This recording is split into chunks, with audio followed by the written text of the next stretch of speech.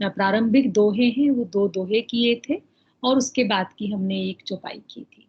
अभी हमको महात्मा जिनेश अंकल जी इस यात्रा पर आगे लेकर जाएंगे। सबसे पहले हम सॉरी जिनेश अंकल जी आपको चरण स्पर्श अंकल। सीताराम सीताराम सीताराम। आवाज मेरी आ रही है ना साफ? जी अंकल बिल्कुल क्लियर है। सर्वे भवन्तु सुखिनः सर्वे सन्तु निरामया सर्वे भद्राणि पश्यन्तु मा कश्चित् दुर्भाग्। सभी संतों को और सभी के भगवत भाव को बहुत बहुत नमन।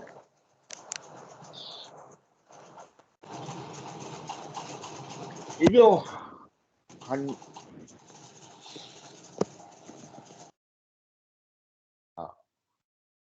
जो हनुमान चालीसा की जो ये यात्रा शुरू हुई है और जो इसकी विवेचना है, ये भैया मन के उद्गार है।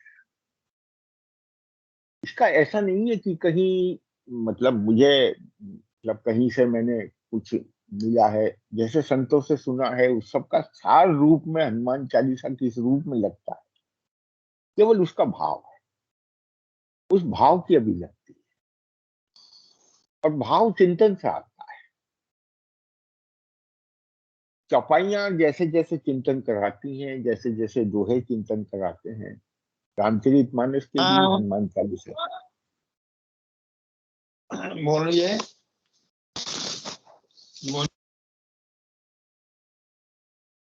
तो जैसे जैसे भी चिंतन आएगा मैं उसी तरह से भाव आपके सामने व्यक्त करता हूं। तो पिछली बार जो 2 दोहे हमने करे थे, तो 2 दोहों में हमने अपने को सही मायनों में तो तैयार किया कि हनुमान चालीसा को हम किस तरीके से अपने जीवन में ले सकते, जिसका मैंने प्रारंभ किया था पढ़ने से और पाठ करने से। अब देखिए, जब हम किसी चीज को कोशिश करते हैं कि बोध हो जाए, हमें बुद्धि से जो बोध तत्व है वो सब हमारे समझ में आ जाए। बोध होना क्या है? बोध होना है कि जिस समय हमारे जीवन में वो घटनाएं घटित होते हैं। तो मैंने पिछली बार पहली चौपाई पे जो छोड़ा था, उसमें आपको शायद मैंने कहा था कि पहली चौपाई में हनुमान शब्द, और ये हनुमान 4 बार आया है। जैसे 4 फल हैं, उसी तरह से 4 बार हनुमान। अब ये भगवान के पार्षद हनुमान जी जो हैं, वो सही मायनों में जैसे राम जी का समस्त कार्य हनुमान जी के द्वारा संभव है,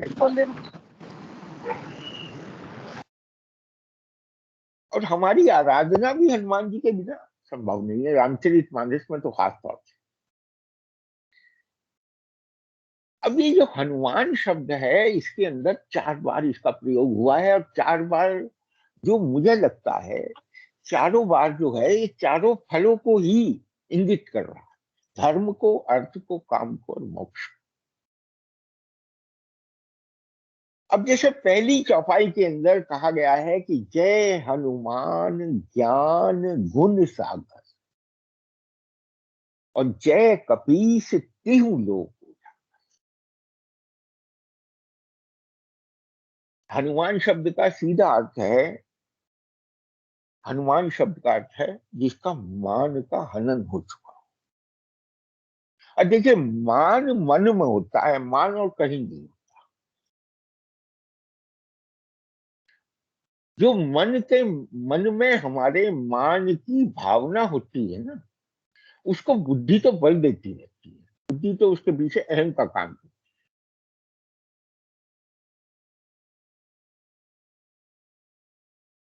पिछली बार एक साधक ने जो यहीं से प्रश्न भी दिया था कि आपने किस तरीके से, उसे मैंने फिर दृष्टांत देकर समझाया भी था कि सबसे अधिक हमें परेशान हमारा स्वाभिमान करता है।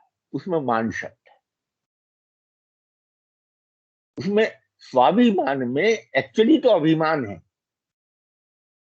लेकिन उसको स्वार्थ के साथ लगा के हमने उसको अच्छाई के रूप में हमने लगा लेते हैं कि वो स्वाभिमान। परंतु वो स्वाभिमान नहीं है। एक्चुअली जो हमें सामाजिक स्तर पे, जो हमें रोजमर्रा के कामों में जिसको हम स्वाभिमान समझते हैं, वो स्वाभिमान नहीं है, वो वाकई में अभिमान। और इसका हमें पता नहीं चलता, क्योंकि हमारी इस अध्यात्म की पद्धति में ये कहा गया है कि ज्ञान के अभिमान का तो पता चल जाएगा। मान लीजिए मुझे कुछ ज्ञान हो गया, तो उसका अभिमान का तो पता चल जाएगा, लेकिन अभिमान के ज्ञान का, अभिमान का ज्ञान नहीं होने का कभी। अभिमान को पता नहीं चलेगा कि तुझे कब अभिमान। इसलिए हमारी ईगो हमें दिखाई नहीं देती, हमारी ईगो दूसरों को दिखाई देती है।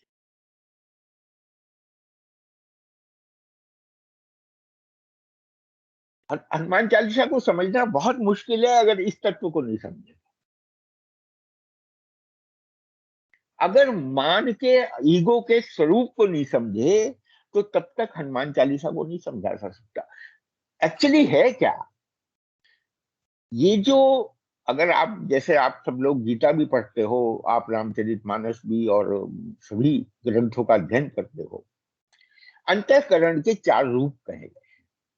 चार तरह का अंतःकरण है, एक मन है, एक बुद्धि, एक चित्त है और एक अहंकार।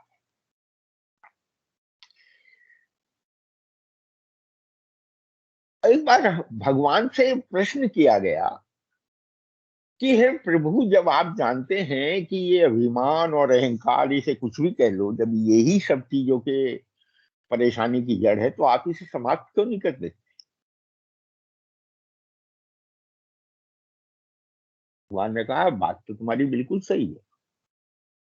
हमारे शास्त्रों में जैसे 49 प्रकार के मरुत कहे गए हैं, कहा गया है ना, मरुत चले 49, जैसे सुंदरकांड में कहा गया था, उसको चर्चा भी करी थी सज्जन ने बड़ी अच्छी तरह से। इसी तरह से 59 प्रकार के मद भी कहे गए, 59, एक कम 60। भगवान ने कहा कि भाई, अगर मैंने ये अहंकार को समाप्त कर दिया है, तो सारे ही अहंकार समाप्त हो जाएंगे। और एक अहंकार तो मुझे बहुत प्रिय है, फिर वो भी समाप्त हो जाएगा, फिर मेरा और संबंध नहीं रहेगा भी जीव के साथ। भगवान से पूछा गया कि भगवान, आपको कौन सा अहंकार? अरण्य कांड के अंदर इसको एक चौपाई के अंदर हल्का सा स्पर्श किया है गोस्वामी जी ने, बहुत सुंदर तरह से। उन्होंने कहा है कि अस अभिमान जाई जनि भोरे, मैं सेवक रघुपति पति। उन्होंने कहा है, हे प्रभु, ये अभिमान भूल के भी मेरे मन से न जाए कि मैं आपका सेवक हूं। अब ये मैं कौन है जिसको सेवक कहा गया है इस चौपाई में? मैं सेवक रघुपति पति मोर, अस अभिमान जाई जनि भोरे। माने ये अभिमान, ये जो तत्व अभिमान का है कि मैं सेवक हूं, ये ना चला जाए। देखिए, पूरी सृष्टि से एक चौपाई पर आधारित, पूरा कर्मयोग इसके ऊपर आधारित, क्योंकि इसमें मैं शब्द को सेवक के लिए कहा गया। मैं कौन है?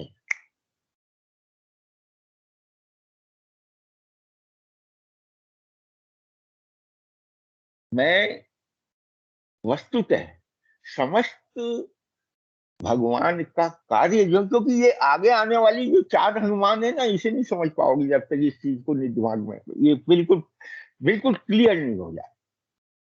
ये मैं केवल सेवा के स्वरूप के लिए पैदा किया है, क्योंकि अगर कोई है ही नहीं तो सेवा क्या करे? मैं को हूं मैं कहा जाता है, मैं को है मैं नहीं कहा जाता। परमात्मा को है के रूप में कहा जाता है कि परमात्मा है, लेकिन वही परमात्मा मैं के रूप में, हूं के रूप में आ जाता है, जिस समय उसे काम करने के लिए कहा जाता है। इसीलिए हमारे यहाँ सबसे सुंदर फ्रेज है, अगर इसे ध्यान, मैं हूं ना, माने किसी को सांत्वना अगर देनी हो तो आप क्या कहोगे, भाई मैं हूं ना।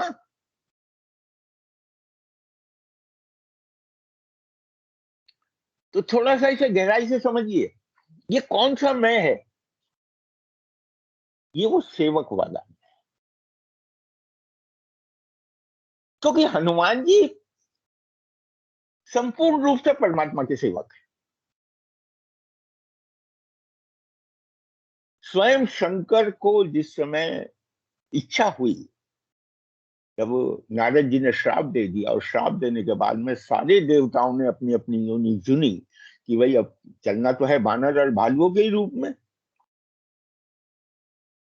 और समस्त भक्तों ने ऋषि और मुनियों का स्वरूप धारण किया। तो उस समय शंकर भगवान के मन में क्या आया कि ये मौका है कि जो अब तक मुझे अपना इष्ट समझ रहा था और मैं उसकी कोई सेवा नहीं कर पा रहा था, अब ये मौका है कि इस अवतार के अंदर मैं स्वयं चलूं, और चलने के बाद में मैं उनकी, भगवान की सेवा में अंतरित हूं। और ध्यान करें, जो भगवान हनुमान जी के जन्म की कथा है ना, वो भगवान के जन्म के साथ जुड़ी। जिस समय खीर बटी है तो खीर का ही एक भाग, जो भरत जी के लिए खीर का भाग दिया गया था, उसी भाग में से चील थोड़ा सा भाग उठा के ले गई, जो कि अंजना, जो कि आने वाली चौपाइयों में इसमें है। अंजना के हाथ, उस समय अंजना भगवान से, सूर्य भगवान से प्रार्थना कर रही थी कि हे प्रभु, मुझे कोई ऐसा पुत्र प्राप्त हो कि जो भगवान की सेवा में तत्पर हो। मां अंजना के हाथ में वो खीर गिरी, चील ने वो खीर गिराई, और मां अंजना ने भी इसीलिए यहाँ तुम मम प्रिय भर तही सम भाई का, इस हनुमान चालीसा, तुम मम प्रिय भरत ही सम भाई, किसी और भाई का नहीं लिया उन्होंने, राम जी ने नाम, कि तुम जो मुझे प्रिय हो, भरत के समान प्रिय हो। माने भरत के समान क्या, क्योंकि उसी खीर से भरत का जन्म हुआ है, उसी खीर से आपका जन्म। तो ये सिर्फ सेवा का स्वरूप है, इसको ही ध्यान में रखते हुए हनुमान चालीसा की दक्षिणा।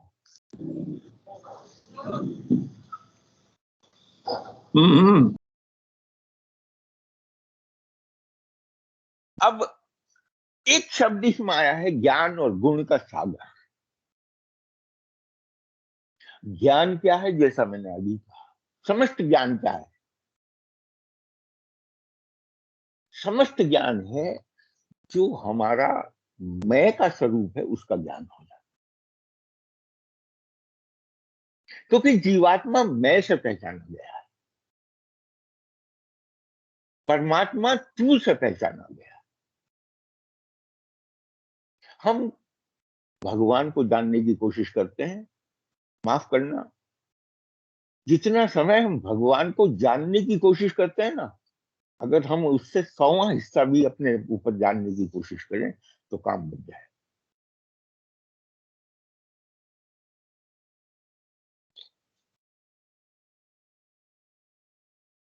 अंग्रेजी की कहावत है, God help those who help themselves.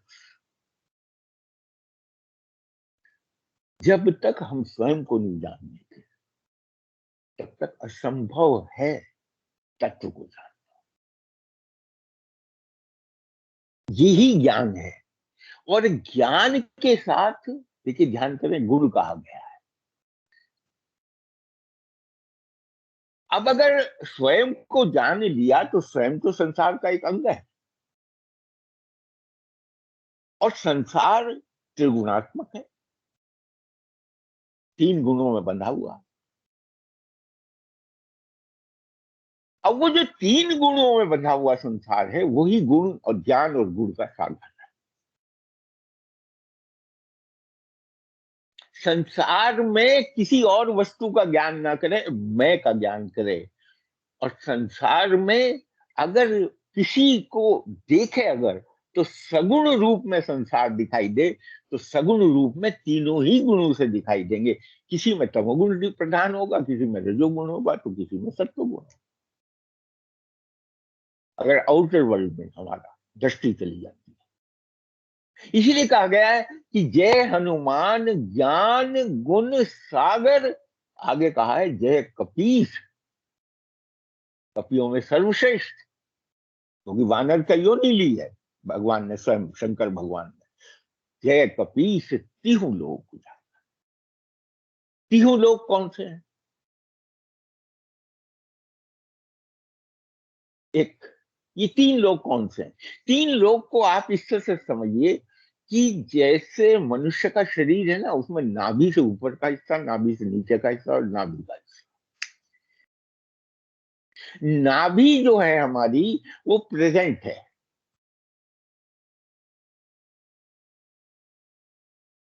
उसको समझ के चलिए कि जो प्रेजेंट टेंस है, वर्तमान काल। जो ऊपर का हिस्सा है वो फ्यूचर है, और जो नीचे का हिस्सा है वो पास्ट है। इसीलिए नीचे के लोक को पाताल लोक कहा गया है, और इही लोक को संसार का स्वरूप दिखाया गया है। और ऊपर के लोक को जो भी आप उसका नाम दो, एक लोक जो ऊपर है वो कहा गया। इन तीनों में उजियाला करेगा, क्योंकि ज्ञान और गुण का सागर। अब ये जो हनुमान शब्द है, हनुमान शब्द का सीधा संबंध अब भगवान की चार विभूतियों से है। अब मैं वो बात कह रहा हूं जो मुझे इसके अंदर, जैसे कहते हैं ना, जो मुझे दिखाई दे रही है इस समय। भगवान की चार विभूतियां कौन सी हैं? भगवान की चार विभूति हैं, एक नाम है, एक रूप है, एक लीला है, और एक धाम। यहां हनुमान चालीसा में एक हनुमान में नाम को उजागर किया है, और एक हनुमान में रूप को उजागर किया है, और एक हनुमान में लीला को उजागर किया है, और एक हनुमान में भगवान के धाम को उजागर।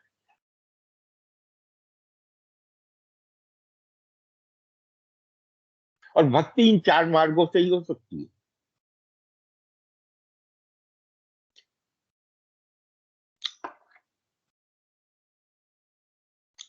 ये नहीं है कि चार में से कोई सा एक मिले। चार में से एक भी अगर मिल गया तो बाकी के तीन तो साथ हो लेंगे अपने आप, क्योंकि प्रथम नाम है। अब यहां हनुमान शब्द जो है वो भगवान के नाम का परिचय है। और नाम शब्द के अंदर ध्यान करना आप, नाम शब्द के अंदर नमन का भाव छुपा हुआ है।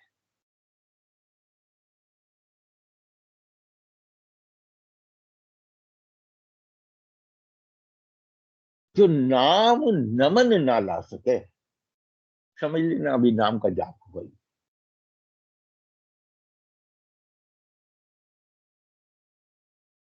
गुरु जिस समय नाम देता है ना, हमारे यहाँ तो खैर मैं तो उसी पद्धति से निकला हुआ हूँ कि नाम मंत्र ही देते हैं, बाकी सबके अलग अलग हैं।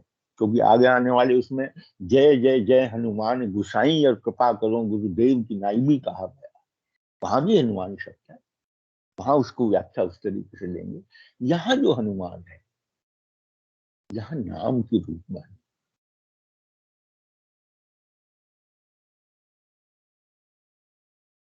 क्योंकि वो ज्ञान, वो गुण जो नमन के बिना हो, जो नाम के साथ नमन का भाव मन में ना आए, वो बेकार। इसीलिए उसको सागर था।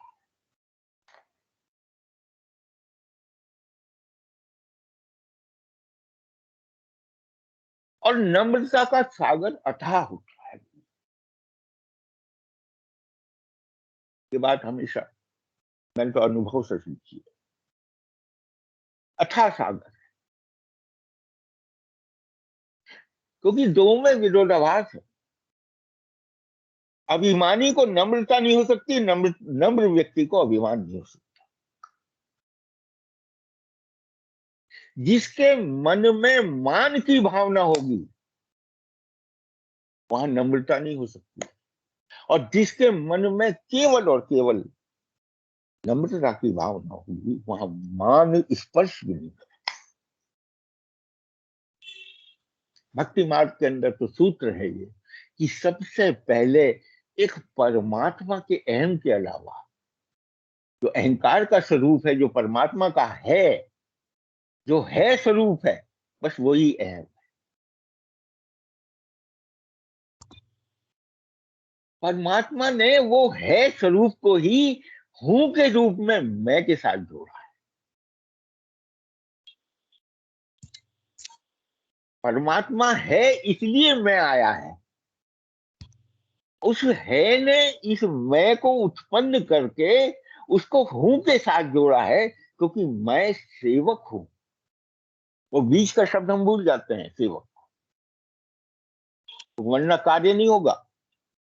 जिसके लिए हमें जीवन मिला है, जो कारण शरीर मिला है, वो कार्य कैसे होगा?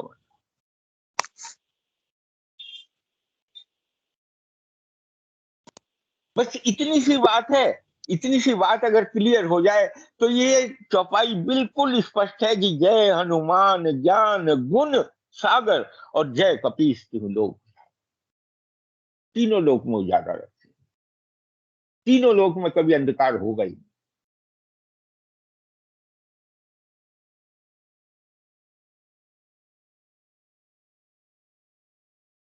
क्योंकि नीचे से नीचे चले जाओगे वहां भी भगवान का प्रकाश मिलेगा, ऊपर से ऊपर चले जाओगे वहां भी प्रकाश मिलेगा, और जो है वो हर समय प्रकाशमान स्थिति।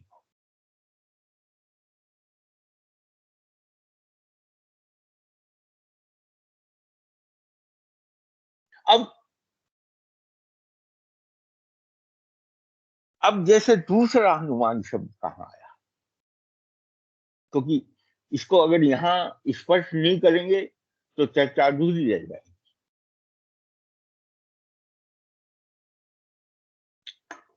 दूसरा हनुमान शब्द आता है संकट ते हनुमान छुड़ावे, मन क्रम वचन ध्यान जुड़ा।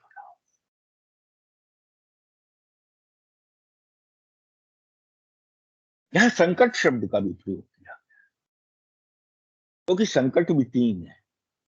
हनुमान चालीसा में तीन संकट, तीन संकट हैं। एक अधिदैविक है, एक अधिभौतिक है, और एक आध्यात्मिक। ये तीनों संकट है। आप समझ लें आध्यात्मिक भी संकट है। पहले इसकी चर्चा अलग करेंगे जब संकट शब्द को लेंगे। आज तो हनुमान शब्द को लेते हैं। तो संकट ते हनुमान छोड़ा,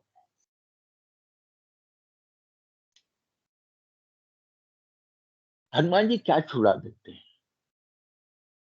संकट को। और संकट जीवन में कुछ है ही नहीं, हमारे प्रश्न ही है, हमारे संकट है।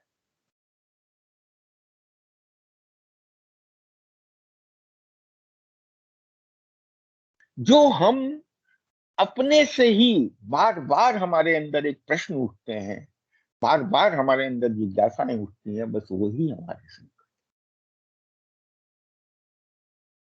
संकट क्यों उठते हैं? प्रश्न क्यों उठते हैं? प्रश्न उठते हैं भैया केवल एक कारण से, केवल और केवल एक कारण है प्रश्न, वो है विश्वास में दृढ़ता का ना होना ही प्रश्न को उत्पन्न करे। मुझे तो कोई ऐसा व्यक्ति आज तक मिला नहीं भैया जिसने ये ना कहा हो कि मुझे भगवान में पूरा विश्वास है।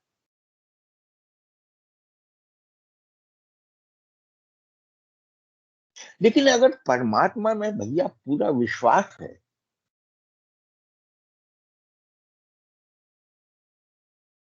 तो फिर तो चिंता होनी ही नहीं चाहिए, फिर तो चिंतन होना चाहिए जीवन में।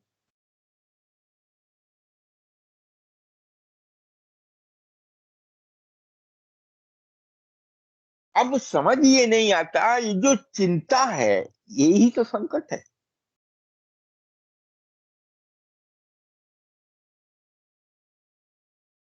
और चिंता को छोड़ना नहीं है इस चौपाई के मुताबिक, छुड़ावे शब्द।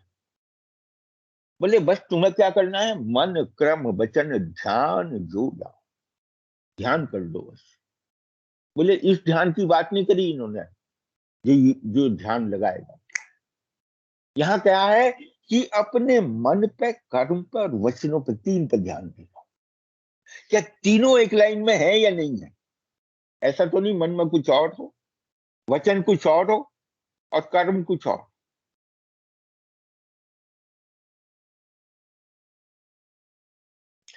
बुरे से बुरा, जो जो बुरे से बुरा सोच सकते हो मन में सोच लो, और बुरे से बुरा कर्म भी कर लो, और बुरे से बुरा वचन भी कर लो, लेकिन तीनों एक लाइन में होनी चाहिए, कोई दिक्कत नहीं। एक समय आएगा भगवान दुराचारी से दुराचारी व्यक्ति को भी अपने पास शुद्ध करते। परंतु हमारे साथ बहुत दिक्कतें हैं, क्योंकि ये अर्थ है, ये धर्म के साथ अर्थ है। अर्थ के साथ क्या है, नाम के साथ रूप है। भगवान का यथार्थ रूप भगवान अपना दिखाते हैं। इसमें हनुमान जी के शब्द के अंदर जो नाम तो पहले उसमें उजागर किया उन्होंने, लेकिन इसका यथार्थ रूप कौन सा हो, वो इस चौपाई में है कि संकट ते हनुमान छुड़ावे, मन क्रम वचन ध्यान।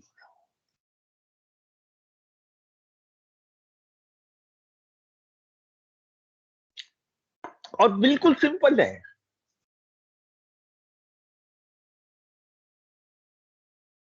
इन तीनों चीज का एक साथ ध्यान कब करते हैं?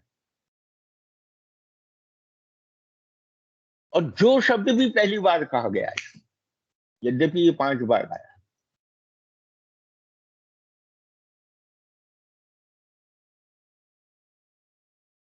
आप सोचो, कभी कभी एकांत में बैठ के देखो कि क्या हमने कभी अपने मन और वचन और कर्म, जब जो अच्छा, ये तीनों हर समय सक्रिय रहते हैं,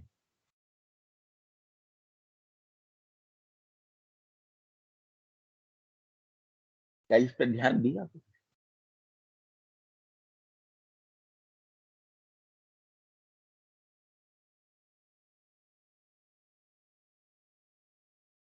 ये वो संकट है जिसको भगवान छुड़ा देते हैं। इसलिए हमारे यहाँ कहा है क्या है कि छोड़ने में तत्व नहीं है, पकड़ने में तत्व।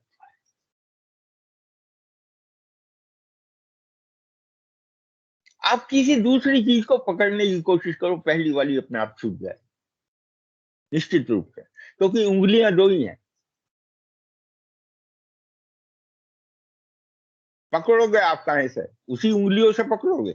अब जब उंगलियां ऑलरेडी भरी हुई हैं तो दूसरी चीज क्या पकड़ोगे? आप करके देख लो। अगर हाथ में एक चीज है तो दूसरी चीज को पकड़ने के लिए पहली चीज को रखना पड़ेगा एक तरफ, छोड़ना पड़ेगा उसे। तो छुड़ाई आपसे, आपसे छुड़ा देगा वो।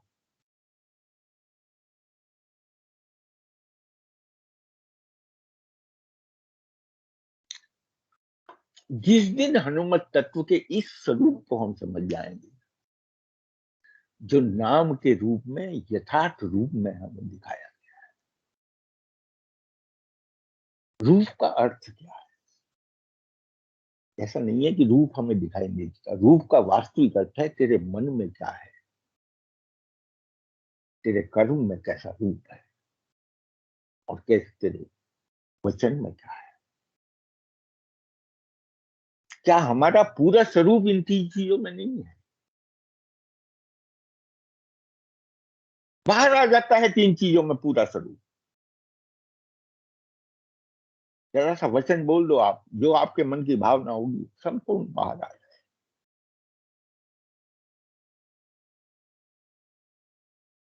संकट ते हनुमान छुड़ाओ, मन क्रम वचन ध्यान। ये ध्यान मुझे तो जीवन में इससे सुंदर ध्यान कोई सा लगता है। एक 10 मिनट का भी ध्यान इस तरफ लग गया भैया, तो कुछ ना कुछ तो उसका प्रतिफल मिलेगा।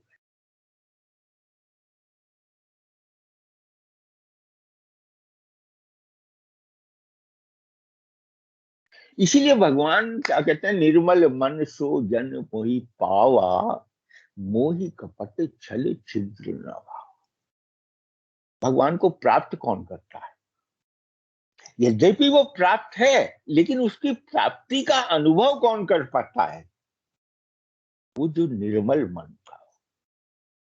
और निर्मल मन का क्या लक्षण है? इसमें कपट छल और छिद्र तीन न हो। कपट शब्द को बहुत सुंदर तरह से कहा।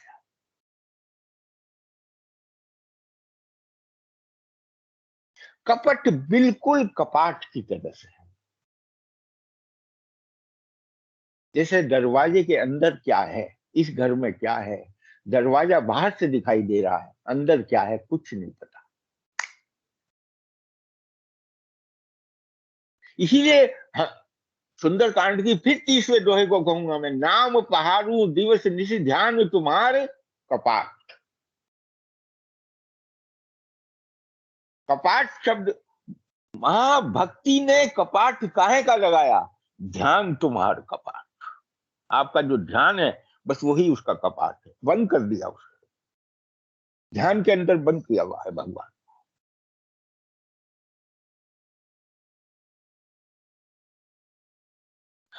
कपट का कपाट लगा हुआ होता है। कपट शरीर के ऊपर पट के रूप में होता है। क्या सबका शरीर कपड़ों के नीचे एक सा नहीं है?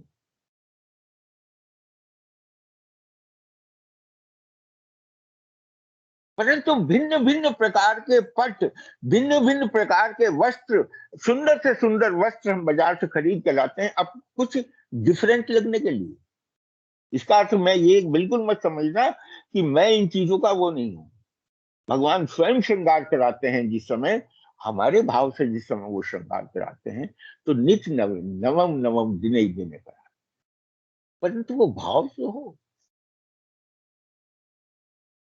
अरे सजो, खूब अच्छी तरह से सजो, क्योंकि सजना भी है इसमें, इसी में है सब कुछ। इसी हनुमान चालीसा में उस शब्द को भी लूंगा मैं, क्योंकि तिनके काज सकल तुम साजा कहा है। भगवान ने तो सजाने का भी पूरा काम किया।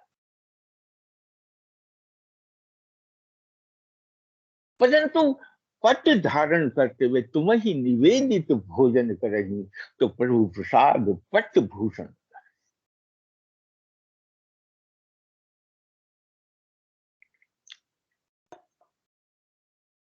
भोजन भगवान को, जो भोजन रखा गया है वो नैवेद्य के रूप में रखा जाता है, निवेदित। पंडित लोग नैवेद्य अर्पण कराते हैं, निवेदन है भैया। हम कर भी क्या सकते हैं भगवान? निवेदन ही तो कर सकते हैं। प्रसाद के रूप में जब पट को धारण किया जाता है, तो वो कपट से मुक्त कर देता है।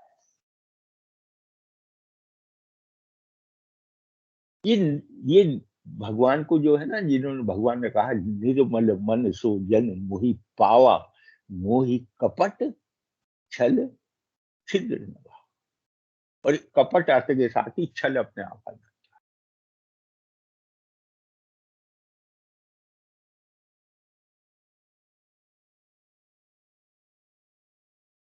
तो दूसरी चौपाई जो है, संकट ते हनुमान छुड़ावे, मन क्रम वचन ध्यान। ये भगवान का यथार्थ रूप को इंगित करता है।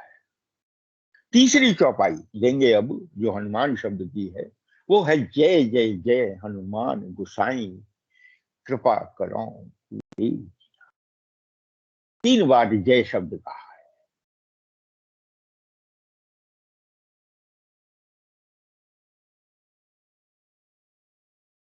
ये भगवान की लीला है। भगवान की लीला है, और मनुष्य का तीसरा पुरुषार्थ है जो काम के रूप।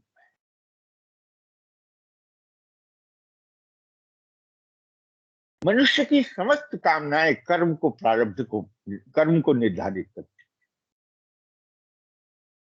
क्योंकि मनुष्य का समस्त कर्म जो है ना कामनाओं के ऊपर आधारित।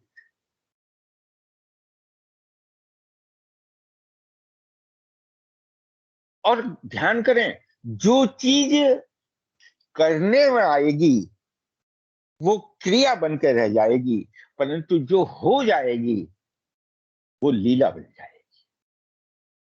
बस इतना ही भेद है।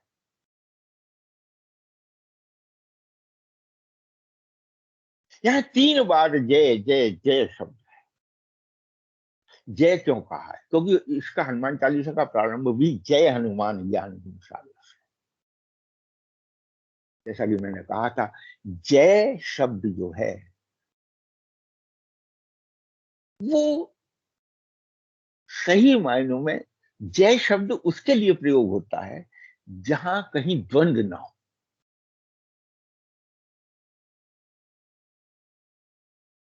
बस उसी भाव की जय है जहां द्वंद्व ना हो।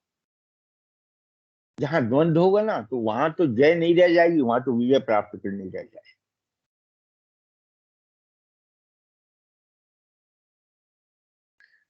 ये बड़े सुंदर पार्षद हैं दोनों, भगवान के जय और विजय। एक जगह मिलेगी तो सही जय, परंतु फाइट करनी पड़ेगी। एक जगह ये है कि बिना फाइट के जय। सियावर रामचंद्र की जय। विजय नहीं कहते हम एक बार।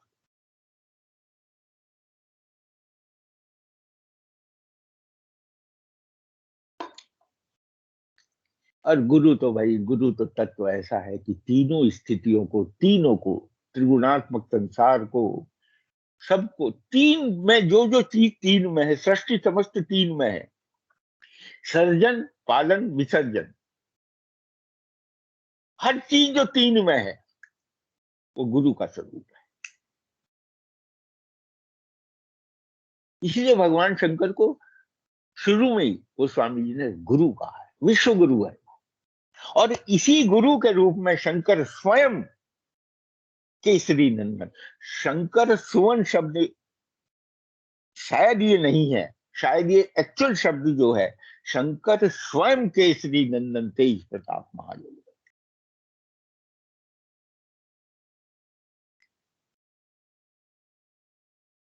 शंकर के दो रूप हैं, ध्यान करना आप। एक शंकर कैलाश पे है, एक शंकर काशी में।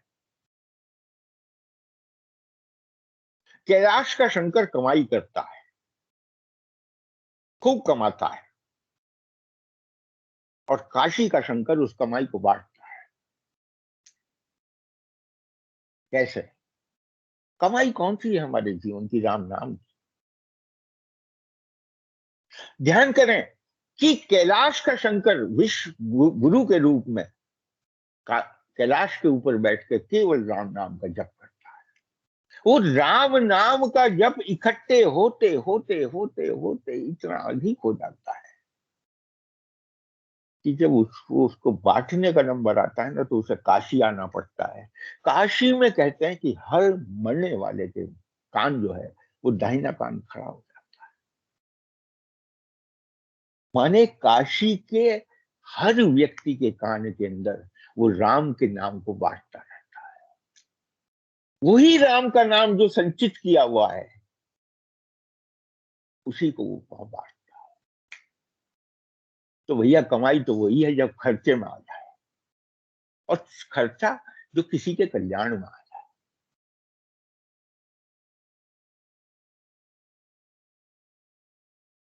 ये उस गुरु का स्वरूप है, ये वो लीला है उसकी।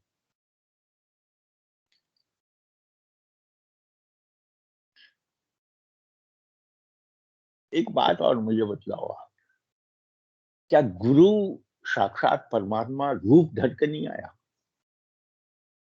मैंने तो वही भजन सुना है, भैया तू रूप धार के आया है।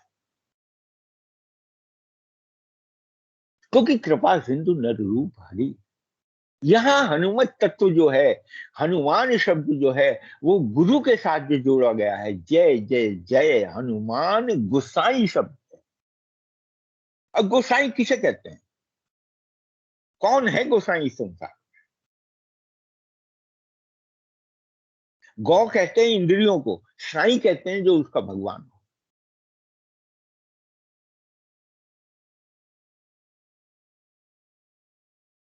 जो समस्त पंच कर्मेंद्रियां और ज्ञानेन्द्रियां उनका समस्त, जो जो उनको सही मायनों में उनको रास्ता दिखाए, वही तो गोसाई बन सकता है। जय जय जय हनुमान गोसाई, कृपा करहूं और कैसे गुरुदेव की नहीं। अगर जीवन में कभी किसी को गुरु ना हो, कभी अगर ऐसा हो, एक गीता में भगवान ने जैसे कृष्ण वंदे जगत गुरु कहा गया है, ऐसे ही हनुमान चालीसा के माध्यम में गोस्वामी तुलसीदास जी ने हनुमान जी को भी गुरु रूप में स्वीकार किया है। और सबसे बड़ी बात यह है कि ये वो गुरु है जो सब कुछ सिखाने के बाद करके सिखाएगा।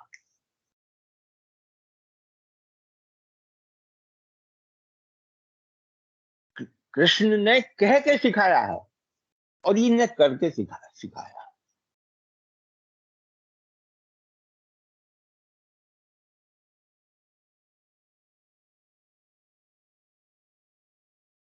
जय जय जय हनुमान गोसाई, कृपा करो गुरुदेव। अब कृपा क्या है? भगवान की वास्तविक कृपा क्या है? जरा कृपा के रूप में भी ध्यान करें।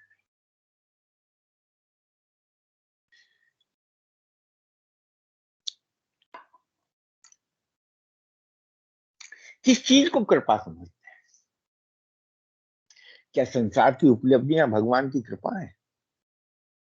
हाँ, हो सकती है किसी के लिए, जो केवल इसी भाव से पीड़ित है कि मेरे पास ये नहीं है, मेरे पास ये नहीं है, मेरे पास ये चीज है, बस आवश्यकता है उसकी, उसे वो चीज मिल जाए, उस समय उसे वो ही लगेगा कि वे पूरी भगवान की कृपा से हुआ। लेकिन वास्तविक कृपा का स्वरूप ये है कि एक बार अनुभव होने के बाद में ना, फिर वो जाए ही ना। देखो भाई, सांसारिक उपलब्धि में जो भी भगवान की तुम्हें मिलेगा, वो मिलने के बाद में उसकी इंपॉर्टेंस खत्म हो जाए।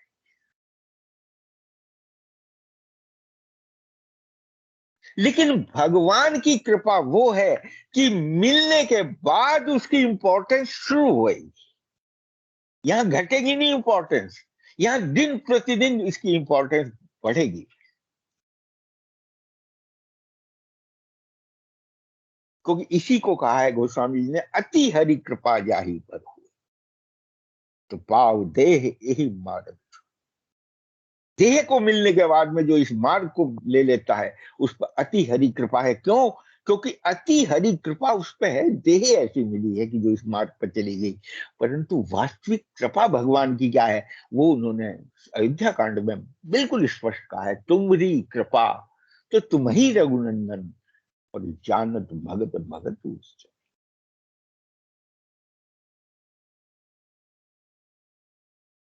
भगवान की कृपा, भगवान के अतिरिक्त कुछ है ही नहीं, चाहे उसके नाम में हो, चाहे रूप में हो, चाहे लीला में हो, चाहे उसके भाव में।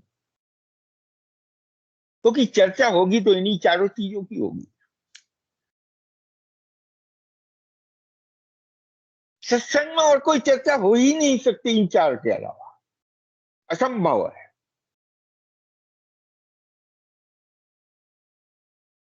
क्या चर्चा करोगे भगवान के बारे में? क्या विशेषता है? या तो उसके नाम के बारे में कहोगे, या उसके रूप के बारे में कहोगे, या लीलाओं का चिंतन करोगे। रूप में जिस समय वो स्वरूप उजागर करेगा, तो फिर राम स्वरूप तुम्हार वचन अगोचर बुद्धि, फिर वो उसका स्वरूप जो है ना, वचनों से भी परे है। फिर वो ऐसा रूप दिखाता है। भगवान की कृपा तो भगवान ही है, कुछ है ही नहीं इसके अतिरिक्त। और जब जीव को जब कुछ और सूझता नहीं, एक स्थिति होती है जब कुछ और संसार में कुछ और नहीं सूझता, तब उसे भगवान दिखता है। एक स्थिति होती है जब भगवान में जब उसको वास्तविक भगवान दिखने लगता है, तो फिर संसार में कुछ नहीं दिखता।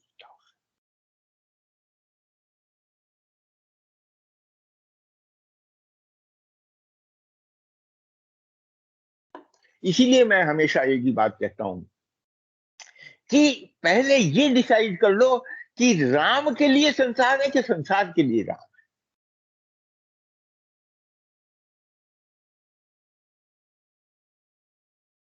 यहां से प्रारंभ होगी भगवान की निष्ठा का। ये गुरु तत्व ऐसा है कि जो दिखाएगा तो यो कि संसार के लिए राम की आवश्यकता है, परंतु वहां छोड़ेगा नहीं आपको। वो ले कहां जाएगा कि सारे राम के लिए संसार आवश्यक है। संसार, वो लोग तो बहुत जो संसार को छोड़ने की बात करते हैं ना, मैं समझता हूं वो ना भगवान को समझे ना संसार को समझे। अच्छा, संसार छूट जाएगा तो क्या सत्संग मिल जाएगा आपको? क्या मंदिरों का दर्शन मिल जाएगा?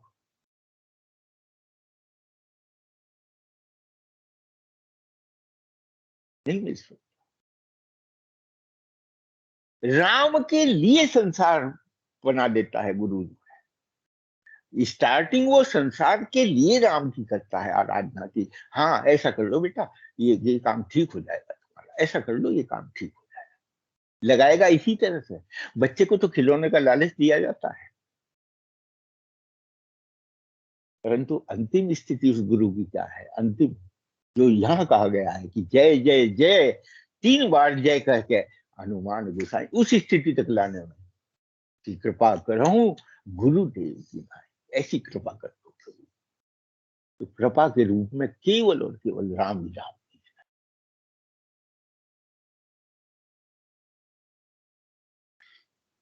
चौथा और अंतिम हनुमान, जो यह पढ़े हनुमान चालीसा, तो हो है सिद्ध साखी गौरीसा। ये भैया चौथा पुरुषार्थ भी है, मोक्ष भी है, और ये भगवान का धाम भी।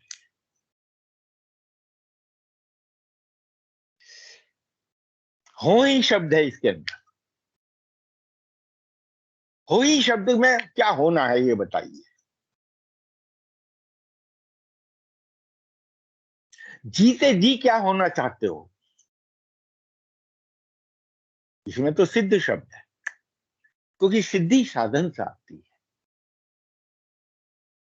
समस्त सिद्धियां साधन के अधीन है। परंतु यहां जो सिद्ध शब्द है, सच बताऊं आपसे, तो वो गोस्वामी जी ने शुद्ध शब्द को सिद्ध किया है।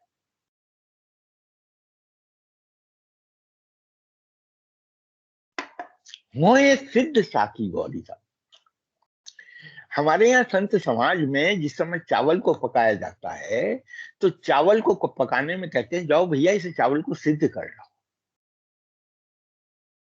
सिद्ध करने का अर्थ है कि चावल को मंदी मंदी आंच में पका के उसे, उसकी प्रक्रिया है पूरी।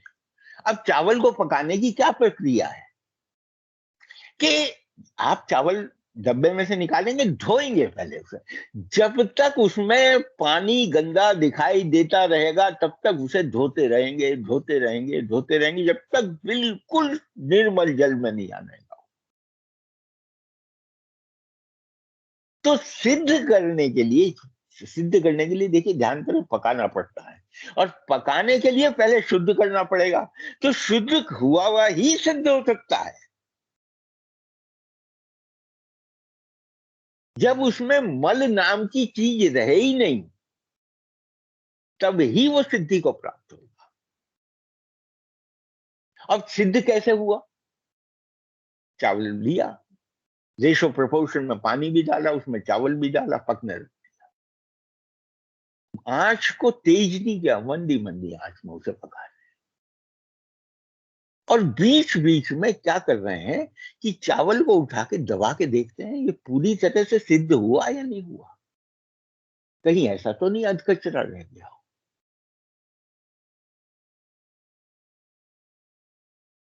इस दृष्टांत से क्या ये नहीं लगता कि गुरु ऐसे ही सिद्ध करता है?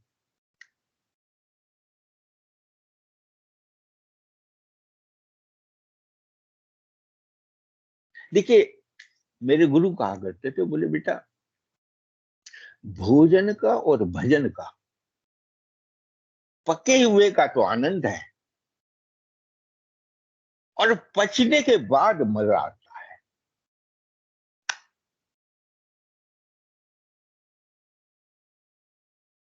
आनंद तो पके हुए का है, बढ़िया पका हुआ हो, रुच रुच के खाओगे उसे। लेकिन जो वास्तविक अनुभूति संतुष्टि की होगी, जिसमें तुष्टि मार्ग है, जिसको कहा है पुष्टि मार्ग की, वो पुष्ट कौन सा भोजन करेगा? पुष्ट करेगा जब जब के भोजन पच जाएगा।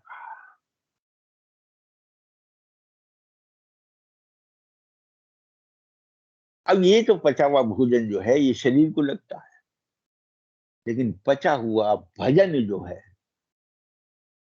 वो मन को लगता है।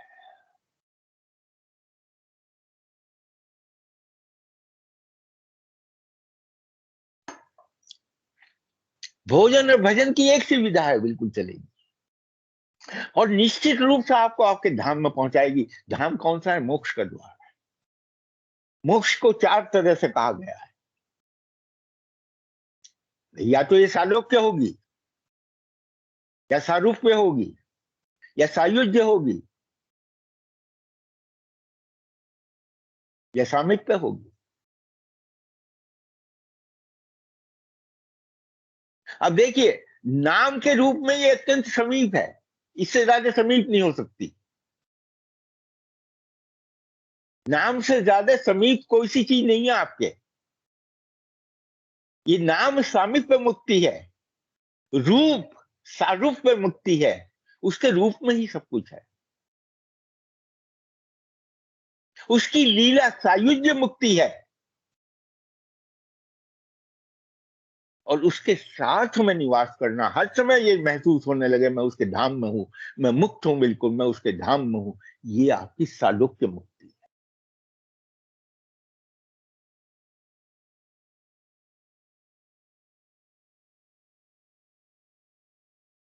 अब मैंने पहले भी कहा था आपसे, शुरू करने से पहले कहा था कि हनुमान चालीसा के अंदर केवल वो भाव मेरे जो मन में इस समय प्रकट होंगे भगवान वो कह। तो ये चार हनुमान शब्द इस तरीके से, जो यह पढ़े हनुमान चालीसा, इसलिए उन्होंने जो ये समझे हनुमान चालीसा लिखा, उन्होंने कहा पढ़े। उसका कारण है कि हम पाठ करने को पढ़ना समझते हैं। जो हम नित्य पाठ करते हैं ना, हम कहते हैं हनुमान चालीसा पढ़ लिया, बच्चे से ही पूछते हैं हनुमान चालीसा पढ़ लिया? हाँ मैंने पढ़ ली।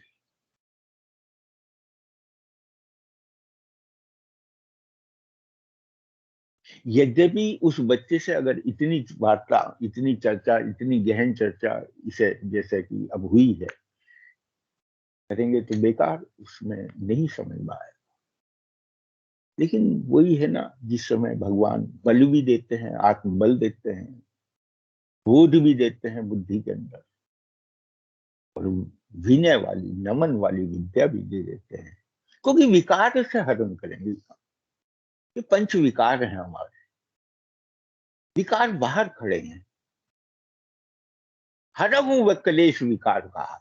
विकार कौन से हैं? पंच विकार है, काम क्रोध मद लोभ मोह।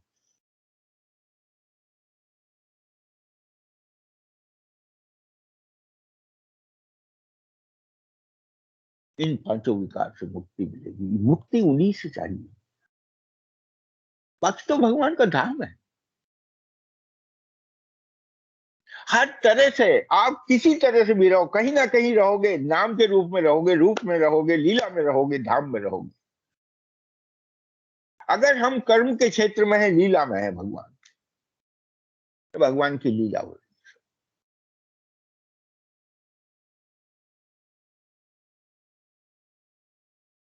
बुद्धि का प्रयोग बोध से होगा, रूप के स्पष्टीकरण। अत्यंत समीप, सबसे पहले जो हमारे सबसे पहले स्टार्टिंग होती है, भगवान का नाम करता है।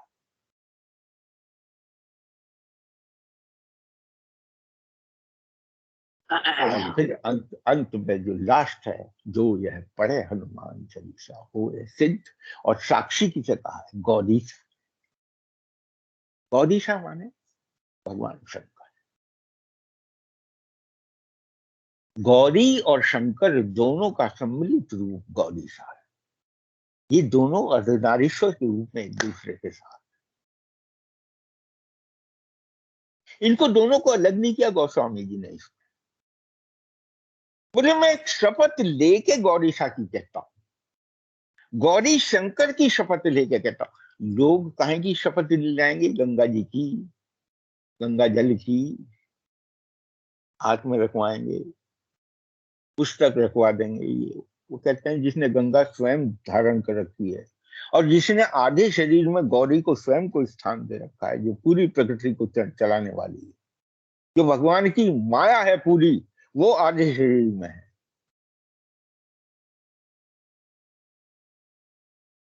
इससे सुंदर दृष्टांत क्या होगा? अगर हम अर्धनारीश्वर स्वरूप का चिंतन करें जरा सा, इससे सुंदर दृष्टांत क्या होगा?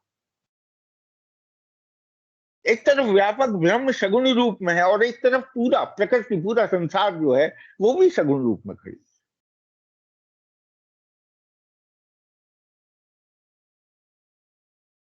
और कहीं बीच में भेद नहीं है, बिल्कुल एक दूसरे से मिले। जो स्त्री और पुरुष के भेद को भी समाप्त कर दे, वहां प्रश्न चिन्ह रह जाएगा, नहीं कर सकता। तो ऐसा धाम, ऐसी जगह, ऐसी सिद्धि, ऐसी उसमें वो पहुंचा देता है। मेरे को तो भैया थोड़े से शब्दों में जो आज का समय मिला है, उसमें ये 4 हनुमान शब्द इस तरीके से लगे जिनको मैंने यहाँ पे वर्णन किया है। बाकी फिर मैं आपसे कहूँ कि मेरे से बाकी में कहीं ना कहीं भूल हुई होगी, क्योंकि मनीषी होगी, बहुत ज्ञानी होगी सभा, ये अपनी भूल का प्रायश्चित करने का भी अवसर दें और क्षमा करें। सीताराम, सीताराम, सीताराम। प्रणाम शंकर चरण स्पर्श। मतलब हमारे पास तो शब्द ही नहीं है। आप तो प्रायश्चित और इतने बड़े बड़े शब्दों का प्रयोग करते हैं, हम लोग शब्द विहीन है आपके सामने। बहुत सुंदर अंकल चरण स्पर्श, इतना प्यारा वर्णन जो आपने हनुमान शब्द को लेकर हमें किया है ना। मतलब मैं तो सूक्ष्म बुद्धि के साथ आपके उस जो आपने विवेचन किया उसको भी नहीं बता सकती हूँ। तो मैं बाकी सब महात्माओं से रिक्वेस्ट करती हूँ कि प्लीज किसी को भी कुछ शेयर करना हो, कुछ पूछना हो, कुछ हो तो आप अनम्यूट करके शेयर करिए। चरण स्पर्श टू ऑल।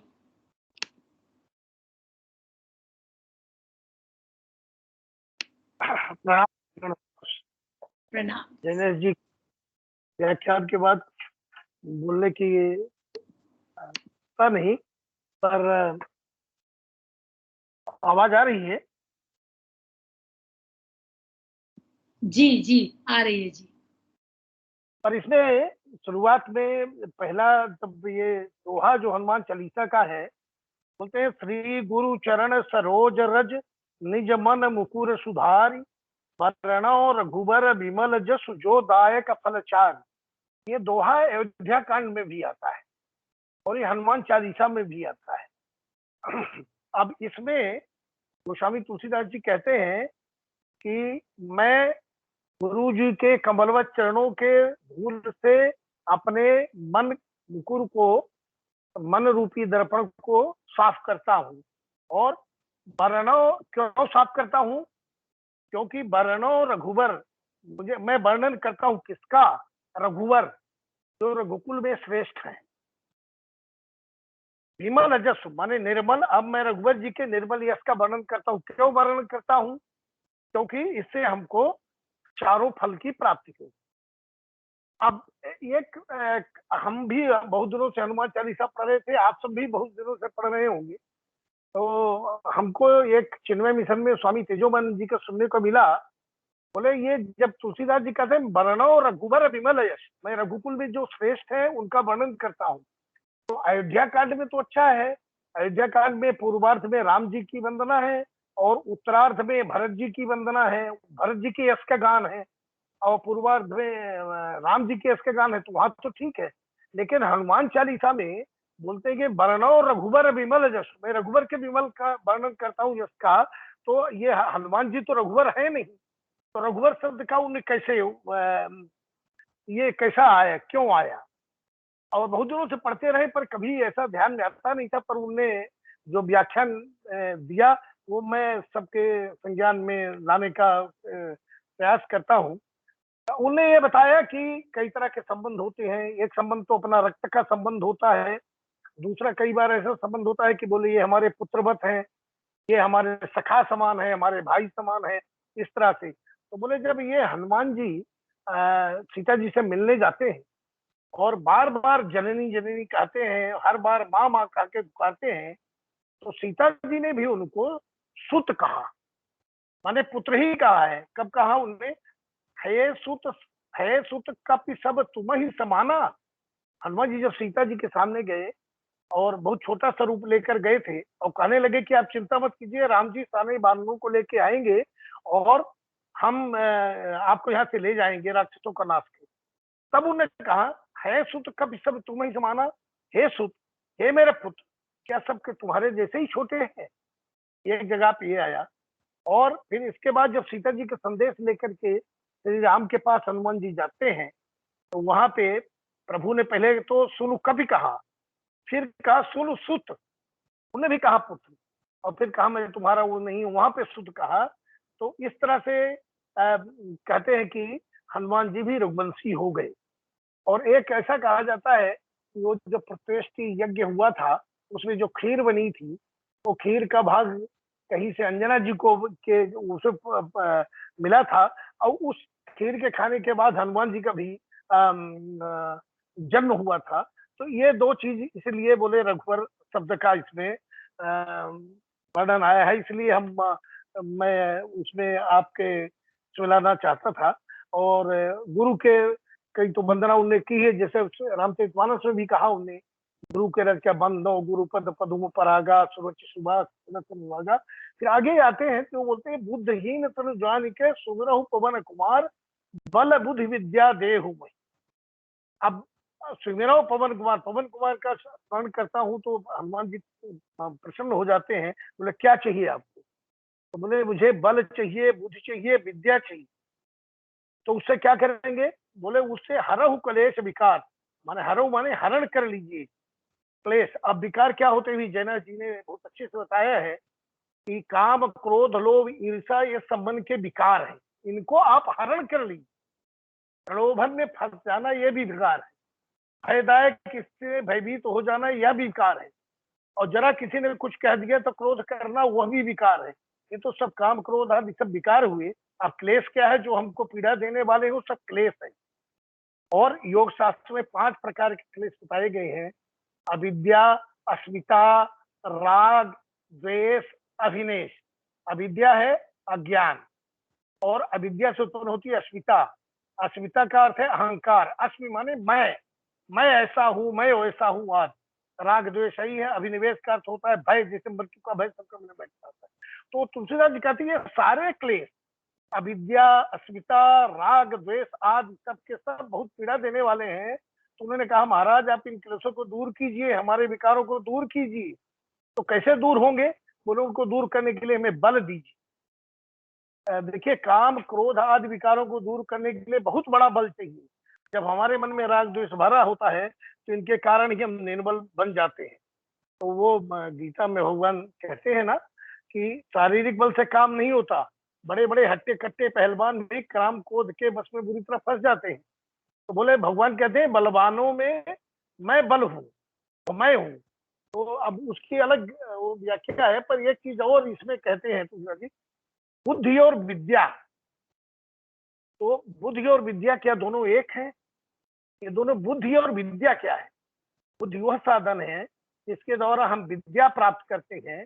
हमारे पास यह साधन होते हुए भी क्या हम वास्तव में विद्या प्राप्त कर सकते हैं? नहीं। सा विद्या या विमुक्ति, जो हमें समस्त बंधनों से छुड़ा सके, वास्तव में वही विद्या है। हम सब भले पढ़ना लिखना सीख लें, पैसा कमाना, घर चलाना, गृहस्थी चलाना, व्यापार करना सीख लें, तो यह तो विषयक विद्या है। लेकिन विद्या तो वही है जो हमें समस्त बंधनों से छुड़ा दे, हमें मुक्त कर दे। जैसे गीता जी में भगवान श्री कृष्ण ने कहा है, आत्मविद्या विद्या नाम वादः पुरुषार्थः। माने हमें, इसलिए तुलसीदास जी कहते हैं कि महाराज मुझ में इतनी शक्ति होती तो मैं क्या करता। मैं स्मरण आपका इसलिए कर रहा हूँ, मुझे बुद्धहीन तनु जान के, मैं अच्छी तरह जानता हूँ मैं बुद्धहीन तन हूँ, मैं शरीर हूँ जिसमें बुद्धि ही नहीं है। इसलिए हमको बुद्धि भी दीजिए और विद्या भी दीजिए, जिससे हमारा उद्धार हो सके। यही मुझे सबमिट करना था। प्रणाम चरण।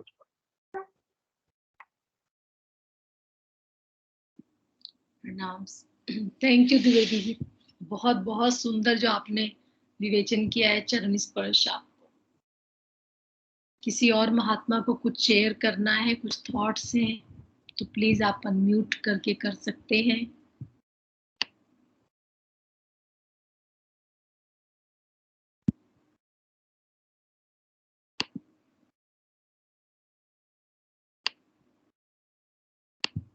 अगर नहीं है तो आज का सेशन यहीं पर समाप्त करते हैं। Over to you Tripti ji for closing prayers. Thank you Jinesh uncle ji, बहुत ही सुंदर, आपका जो सुंदर व्याख्या सुनकर कृतार्थ हो गए। और आज इसी के साथ सेशन समाप्त करते हैं। ओम पूर्णमद पूर्णमिदं पूर्णात् पूर्णमुदच्यते पूर्णस्य पूर्णमादाय पूर्णमेवावशिष्यते। ओम शांति शांति शांति। प्रणाम। Thank you Tripti ji. Over to you Vijay भाभी, गुरु मंत्र। गुरु मंत्र। राम रामाय शांता रामाय सद्गुरु रामाय शांता रामाय जय गुरु रामाय शांता रामाय जय गुरु रामाय शांता रामाय राम राम राम रामाय शांता रामाय सद्गुरु रामाय शांता रामाय जय गुरु रामाय शांता रामाय जय गुरु रामाय शांता रामाय राम राम राम रामाय शांता रामाय सद्गुरु रामाय शांता रामाय जय गुरु रामाय शांता रामाय जय गुरु रामाय शांता रामाय राम राम। जय श्री राम। प्रणाम। Thank you. Vilaji is not on the call, so I will do a grace. प्रणाम चरण स्पर्श टू परम पूज्य गुरु जी। जय श्री कृष्ण। हमारे परम पूज्य गुरु जी की कृपा से हम आज का सत्संग करने में सक्षम हुए हैं और उन्हीं की कृपा से सत्संग का फल हम सभी पूर्ण अंतर्मन और हृदय से इन सभी विषयों से निपटने के लिए समर्पित कर रहे हैं। कोरोना वायरस का समूल नाश, जो कोरोना वायरस से पीड़ित है, प्रभु भी करुणा से जल्दी ठीक और स्वस्थ हो। वायरस से निपटने की जो दवा का शोध हुआ है वो सफल हो, प्रभावी हो और आम जनता में जल्द से जल्द पहुंचे, जिससे ये मानवता में कभी भी वापस नहीं आए। हमारे फ्रंटलाइन वर्कर्स, हमारे डॉक्टर्स, नर्सेस, डिलीवरी पीपल, जो भी हमारी सेवा में इतने समय से लगे हुए हैं, प्रभु अपनी सुरक्षा कवच उन पर बनाए रखना।